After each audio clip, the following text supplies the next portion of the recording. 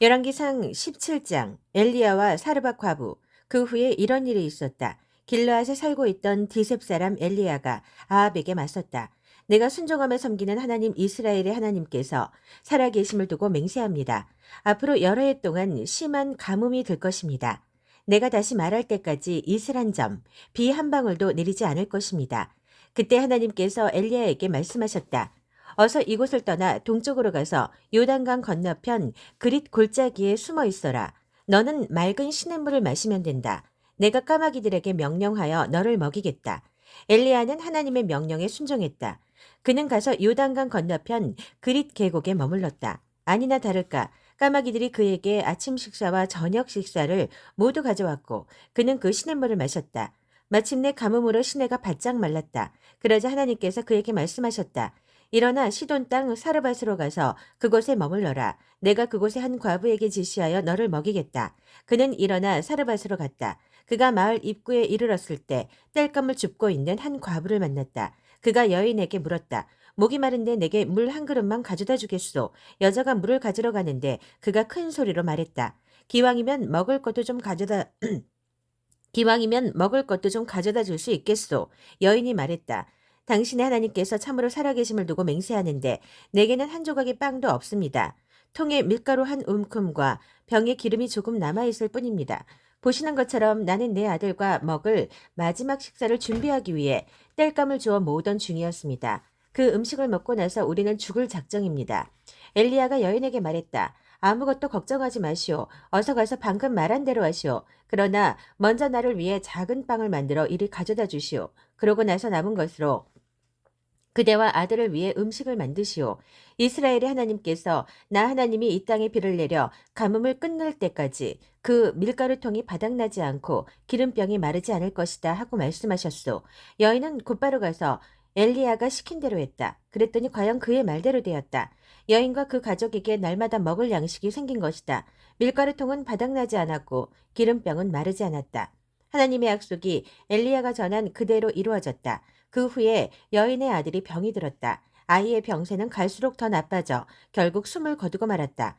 여인이 엘리야에게 말했다. 당신 같은 거룩한 사람이 무엇 때문에 이곳에 나타나서 내 죄를 드러내고 내 아들까지 죽게 하십니까? 엘리야가 말했다. 아들을 이리 주시오. 여인의 품에서 아이를 받은 그는 자기가 머물고 있던 다락방으로 아이를 안고 올라가서 침대에 누웠다. 그리고 기도했다. 하나님 나의 하나님, 저에게 자기 집을 열어서 맞아준 이 과부에게 어찌하여 이처럼 비참한 일을 허락하셨습니까? 어찌하여 그 아들을 죽이셨습니까? 그는 아이의 몸 위에 3번 자신의 몸을 펴고 엎드려 힘을 다해 기도했다. 하나님 나의 하나님, 이 아이의 숨이 다시 돌아오게 해 주십시오. 하나님께서 엘리야의 기도를 들으시고 아이의 숨이 다시 돌아오게 하셨다. 아이가 살아난 것이다. 엘리야는 아이를 안고 다락방에서 아래층으로 내려와 그 어머니에게 건네주면서 말했다. 보시오, 당신 아들이 살아났습니다. 여인이 엘리야에게 말했다. 이제야 당신이 거룩한 사람인 것을 알겠습니다. 당신의 말씀은 참된 하나님의 말씀입니다. 열왕기상 18장 엘리야와 바알 예언자들. 많은 시간이 흘러 하나님의 말씀이 엘리야에게 임했다. 가뭄은 3년째로 접어들고 있었다. 메시지는 이러했다. 가서 아합을 만나거라. 내가 이 땅에 비를 내리겠다. 엘리야는 아합을 만나러 떠났다. 그때는 사마리아에 가뭄이 가장 심할 때였다. 아합이 왕궁을 관할하는 오바댜를 불렀다. 오바댜는 하나님을 경외하는 경건한 사람이었다. 일찍이 이세벨이 하나님의 예언자들을 다 죽여 없애려고 할 때 오바댜는 예언자 100명을 50명씩 굴 속에 숨기고 음식과 물을 공급했다. 아합이 오바댜에게 명령했다. 이 땅을 두루다니며 모든 샘과 개울을 살펴보시오.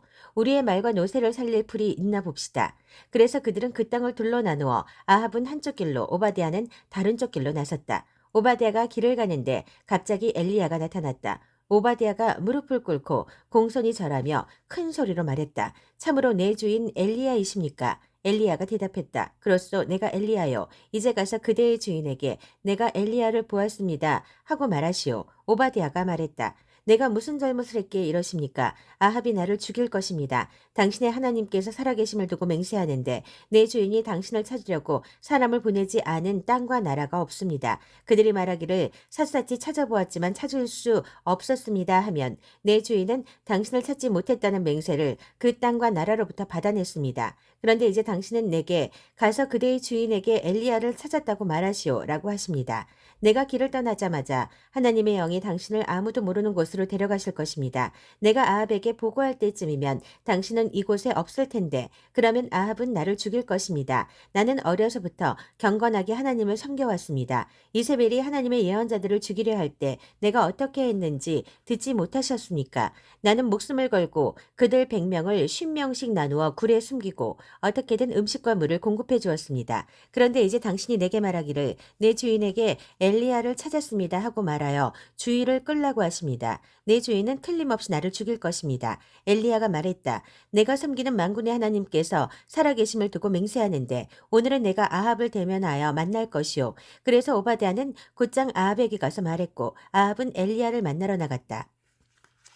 아합은 엘리야를 보자마자 말을 건넸다. 그대가 우리를 괴롭히는 늙은이로군. 엘리야가 말했다. 내가 이스라엘을 괴롭히는 것이 아닙니다. 이스라엘을 괴롭히는 사람은 바로 왕과 왕의 정부입니다. 왕께서는 하나님의 규례와 명령을 버리고 지역 신들인 바알들을 쫓았습니다. 왕께 청할 일이 있습니다. 이스라엘의 모든 사람을 갈멜산에 모아주십시오. 이세벨이 특별히 아끼는 지역신, 곧 바알의 예언자 450명과 창녀 여신 아세라의 예언자 400명도 반드시 이곳에 오게 해 주십시오. 그래서 아합은 이스라엘의 모든 사람, 특히 바알과 아세라의 예언자들을 갈멜산으로 불러 모았다. 엘리야가 백성에게 소리쳤다. 여러분은 언제까지 팔짱만 끼고 있을 셈입니까? 하나님이 참 하나님이면 그분을 따르고 바알이 참 하나님이면 그를 따르십시오. 이제 여러분의 마음을 정하십시오. 백성은 한마디도 하지 않았다. 아무도 움직이지 않았다. 그러자 엘리야가 말했다. 이스라엘의 남은 하나님의 예언자는 나 하나뿐이고 바알의 예언자는 450명이나 됩니다. 바알의 예언자들을 보내어 소 2마리를 가져오게 하십시오. 그중 1마리를 택하여 잡아서 제단 장작 위에 버려놓되 불은 붙이지 마십시오. 나는 나머지 소를 가져다가 각을 떠서 나무 위에 얹어 놓겠습니다. 그리고 역시 불은 붙이지 않겠습니다. 그 다음에 여러분은 여러분의 신들에게 기도하십시오. 나는 하나님께 기도하겠습니다. 불로 응답하신 신이 참 하나님으로 밝혀질 것입니다. 온 백성이 동의했다. 좋은 생각입니다. 그렇게 합시다. 엘리야가 바알의 예언자들에게 말했다. 당신들의 수가 많으니 먼저 하시오.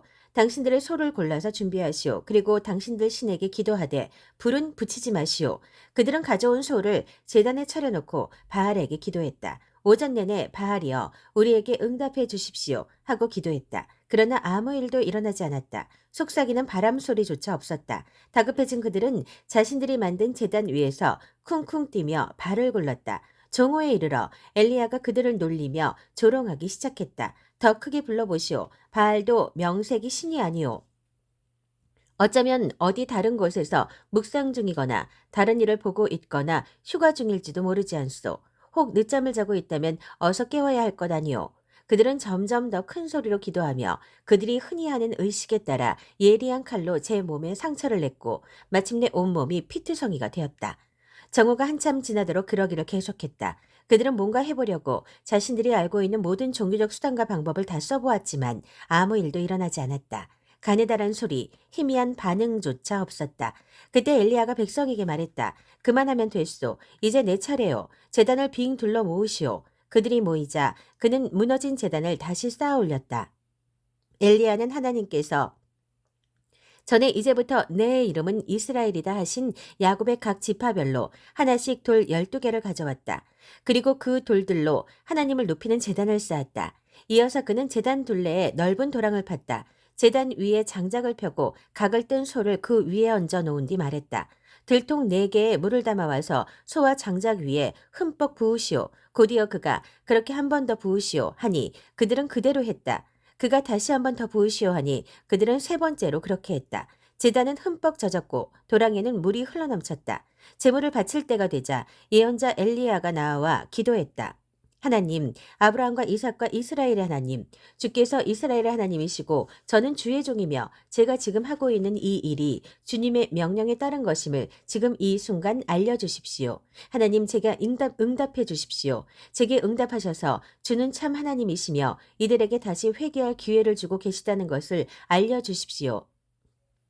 그러자 그 즉시 하나님의 불이 내려와 재물과 장작, 돌, 흙을 다 태우고 도랑의 물까지 다 말려버렸다. 온 백성이 그 일을 보고 얼굴을 땅에 대고 엎드렸다. 그들은 두려움에 사로잡혀 하나님께 절하며 외쳤다. 하나님은 참 하나님이시다. 하나님만이 참 하나님이시다. 엘리야가 그들에게 말했다. 바알의 예언자들을 잡으시오. 한 사람도 도망가게 해서는 안 됩니다. 백성이 그들을 잡았다. 엘리야가 그들을 기손 시내에 끌고 내려가게 하니 백성이 그 무리를 모두 죽였다. 엘리야가 아합에게 말했다. 일어나십시오. 먹고 마시고 기뻐하십시오. 곧 비가 올 것입니다. 비가 오는 소리가 들립니다. 아합은 그의 말대로 일어나 먹고 마셨다. 그 사이 엘리야는 갈멜산 꼭대기에 올라가서 얼굴을 무릎 사이에 묻고 엎드려 기도했다. 그러다가 그의 젊은 종에게 말했다. 어서 일어나 바다 쪽을 살펴보아라. 종이 가서 보고 돌아와서 그에게 보고했다. 아무것도 보이지 않습니다. 계속 살펴보아라. 필요하다면 7번이라도 가보아라. 엘리야가 말했다. 아니나 다를까. 7번째의 종이 말했다. 구름이 보입니다. 하지만 아주 작습니다. 겨우 사람 손만한 구름이 바다에서 일어나고 있습니다. 그렇다면 왕께 서둘러 가서 비가 와서 길이 막히기 전에 안장을 지우고 산을 내려가십시오 하고 말하여라. 순식간에 바람이 일고 구름이 몰려와 하늘이 캄캄해지더니 곧 비가 억수같이 쏟아졌다. 아합은 전차를 타고 이스라엘로 서둘러 달렸다. 그리고 하나님께서 엘리야에게 엄청난 능력을 주셨다. 엘리야는 겉옷을 말아 올려 허리에 묶고서 이스라엘에 도착할 때까지 아합의 전차 앞에서 달렸다.